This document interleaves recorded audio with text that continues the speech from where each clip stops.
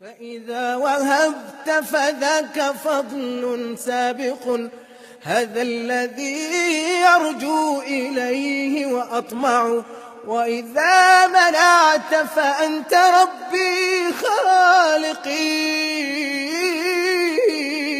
حاشا يداي لغير جودك ترفع. الحمد لله رب العالمين والصلاة والسلام على رسول الله الأمين نبینا محمد وعلی آلہ وصحبہ الطیبین الطاہرین اما بعد. معزز سامعین، سلسلہ دروس توحید میں آپ کو خوش آمدید کہتا ہوں. آج کا جو ہمارا سبق ہے وہ ہے خطورۃ الشرک، شرک کی خطرناکی، شرک کی ہولناکی. جہاں ایک طرف ہم نے توحید کی اہمیت، توحید کی فضیلت، توحید کی اقسام، اس کی تعریف یہ ہم نے سمجھا ہے، تو دوسری طرف ہمیں یہ بھی سمجھنے کی ضرورت ہے کہ شرک کی خطرناکی کیا ہے، اور پھر اس کے بعد انشاءاللہ اگلے حلقے میں، اگلی کلاس میں انشاءاللہ میں آپ کو بتاؤں گا کہ شرک کی اقسام کیا ہیں. تو آج کا جو سبق ہے بڑا اہم ہے، اور وہ اس چیز کے متعلق ہے کہ شرک کی خطرناکی، اس کی ہولناکی کیا ہے، اس کا انجام کیا ہوتا ہے. تو اس کے متعلق میں آپ کے سامنے 5 نکات ذکر کرنا چاہتا ہوں. پہلا نقطہ وہ یہ ہے کہ اللہ سبحانہ و تعالیٰ نے قرآن کریم میں بات ارشاد فرمائی ہے کہ جو بھی شرک کرتا ہے اللہ سبحانہ و تعالیٰ اس کے سارے اعمال ضائع کر دیتا ہے. آپ کی نماز، آپ کا روزہ، آپ کی زکوٰۃ، آپ کا حج، آپ کا صدقہ و خیرات، آپ کی ساری نیکیاں ضائع ہو جائیں گی، ختم ہو جائیں گی، مل یا میٹ ہو جائیں گی اگر آپ اللہ سبحانہ و تعالیٰ کے ساتھ شرک کریں گے، اور حالت شرک میں آپ کی موت آ جائے گی.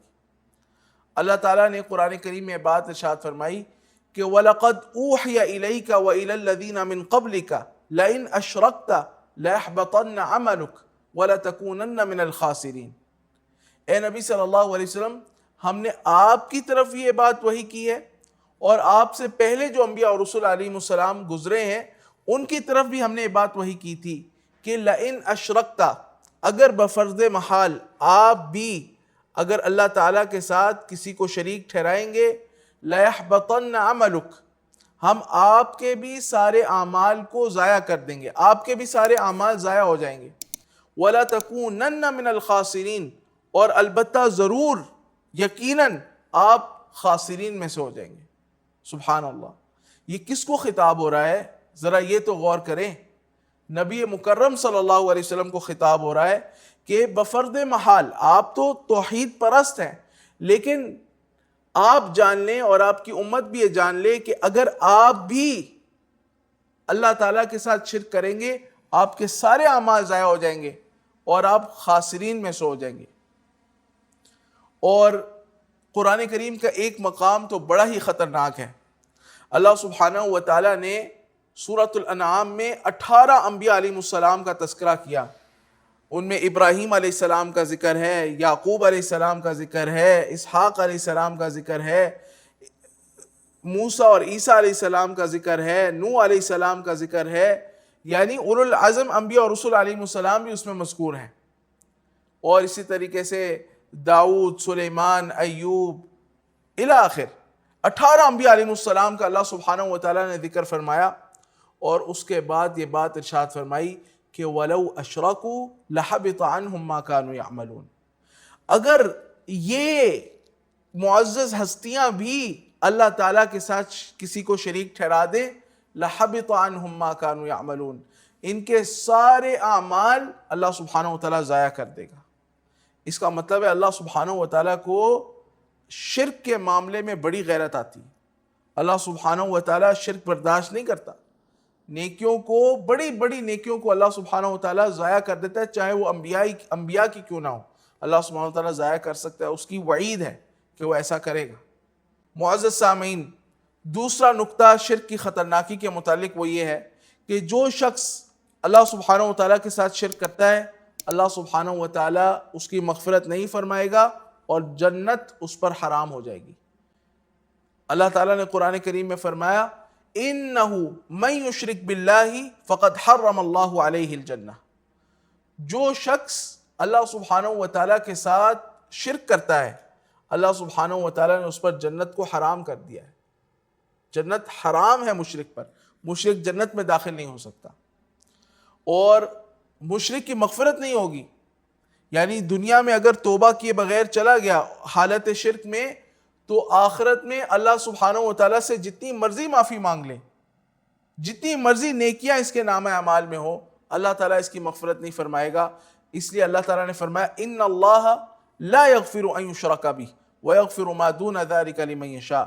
اللہ سبحانہ و تعالیٰ اس بات کی مغفرت نہیں فرمائے گا کہ اس کے ساتھ کسی نے شریک ٹھہرایا ہو، اللہ کے ماں سوا کو اس کے ساتھ شریک ٹھہرایا ہو. وَيَغْفِرُ مَا دُونَ ذَلِكَ لِمَن يَشَاءُ. اور شرک سے اقل، شرک سے کمتر جو بھی گناہ ہوں وہ اللہ سبحانہ و تعالیٰ کی مشیت کے تحت ہوں گے. جس کے لیے اللہ چاہے گا بخش دے گا، جس کو چاہے گا پکڑ لے گا ان پر.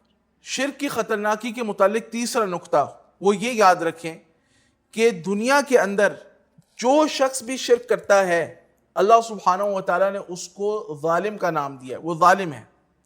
اس لیے اللہ سبحانہ و تعالیٰ نے فرمایا کہ ان الشرک لظلم عظیم. شرک البتہ بہت بڑا ظلم ہے. سب سے بڑا ظلم وہ کیا ہے؟ اللہ سبحانہ و تعالیٰ کے ساتھ شرک کرنا. چوتھا نقطہ یہ یاد رکھیں کہ جو مشرک انسان ہوتا ہے وہ پرلے درجے کا گمراہ انسان ہوتا ہے. مشرک کسی بھی صورت میں کبھی بھی ہدایت کے قریب بھی نہیں آ سکتا. اللہ تعالیٰ نے فرمایا وَمَن يُشْرِكْ بِاللَّهِ فَقَدْ ضَلَّ ضَلَالًا بَعِيدًا. جو شخص اللہ سبحانہ و تعالیٰ کے ساتھ شرک کرتا ہے، کسی کو شریک ٹھہراتا ہے، وہ دور کی گمراہی میں جا پڑا ہے.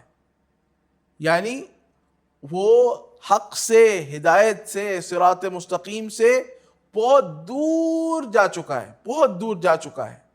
شرک کی خطرناکی کے متعلق آخری نقطہ میں عرض کرنا چاہتا ہوں کہ مشرک میں اور جہنم میں صرف موت کا فاصلہ ہے. دنیا میں مشرک ممکن ہے انعامات میں ہو، ظاہری چاق و چوبند میں ہو، اور اس کے پاس بہت زیادہ مال و دولت ہو، لیکن مشرک میں اور جہنم میں صرف موت کا فاصلہ ہے. عبداللہ ابن مسعود رضی اللہ تعالی عنہ سے مروی حدیث ہے، اور حدیث بخاری مسلم میں متفق علیہ روایت ہے کہ نبی کریم صلی اللہ علیہ وسلم نے بات ارشاد فرمائی من مات یشرک باللہ شیئا دخل النار. جس کو موت آئی اس حال میں کہ وہ اللہ تعالیٰ کے ساتھ کسی کو بھی شریک ٹھہراتا تھا، شیئا نکرہ ہے یعنی کسی کو بھی شریک ٹھہراتا تھا، تو دخل النار، یہ آدمی جہنم میں داخل ہوگا. دخول نار ایسے شخص پر واجب ہو جاتی ہے جو حالت شرک میں دنیا سے جائے. اور یہ بات یاد رکھیں کہ یہ دخول کسی مقید وقت کے لیے نہیں ہوگا، محدود وقت کے لیے نہیں ہوگا، بلکہ ابد الآباد کے لیے ہوگا. ہمیشہ ہمیش کے لیے جہنم میں مشرک تڑپتا رہے گا اور اس کو سزا ملتی رہے گی. وَلَعَوْذُ بِاللَّهِ مِن ذَلِكَ. اللہ سبحانہ و تعالی ہمیں شرک سے بچائے. جب ابراہیم علیہ السلام جیسے امام الموحدین اللہ تعالیٰ سے دعا کرتے ہیں کہ وَجْنُبْنِي وَبَنِيَّ أَن نَعْبُدَ الْأَصْنَامَ، اے اللہ تو مجھے اور میری اولاد کو بتوں کی پوجا سے بچا، بتوں کی عبادت سے بچا. جب ابراہیم جیسے امام الموحدین علیہ السلام وہ اللہ تعالیٰ سے دعا کرتے ہیں اپنے لیے اور اپنی اولاد کے لیے، تو ہمیں تو بالاولا اللہ سبحانہ و تعالیٰ سے ہر وقت شرک سے پناہ مانگنی چاہیے کہ اللہ تعالیٰ ہمیں شرک سے، شرک کی تمام اقسام سے اللہ سبحانہ و تعالیٰ ہمیں بچا لے. اللہم انا نعوذ بک ان نشرک بک شیئا ونحن نعلم ونستغفرک لما لا نعلم. وآخر دعوانا الحمد للہ رب العالمین، وصلی اللہ وسلم علی نبینا محمد وعلی آلہ وصحبہ اجمعین.